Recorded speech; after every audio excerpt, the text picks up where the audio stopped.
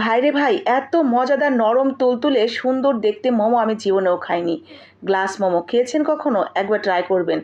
অনেক মজাদার এবং সুস্বাদু এই মোমো খেতে। প্রথমে আমরা এখানে এক বাটি সাবু নিয়েছি, ছোট বাটির। স্বাদ মতো লবণ, একটু পানি দিয়ে ভিজিয়ে রেখে দিলাম 15 থেকে 20 মিনিটের জন্য। একটু চিকেন নিয়ে কিমা করে নিলাম। গোলমরিচ, চিলি ফ্লেক্স, আদা, রসুন, পেঁয়াজ কুচি, গাজর কুচি, স্বাদ মতো লবণ, একটু সয়া সস, একটু লেবুর রস, আর সাথে দিয়েছি একটু তেল আর একটু কর্নফ্লাওয়ার। একটু ধনিয়া পাতা দিয়ে সব কিছু ভালো করে মেখে এক সাইডে রেখে দিচ্ছি। আর এই দিকে সাবোটাও একদম নরম হয়ে গলে গেছে। হাত দিয়ে সুন্দর করে মেখে নিব একটু তেল দিয়ে। সুন্দর একটা ডো তৈরি করা হয়ে গেলে হাতটা ধুয়ে ঠিক এইরকম করে একটা বলের মতো করে হাত দিয়ে চেপে একটু বড় করে মাঝখানে পুরটা দিয়ে আমি একটা শেপ দিয়ে দিয়েছি।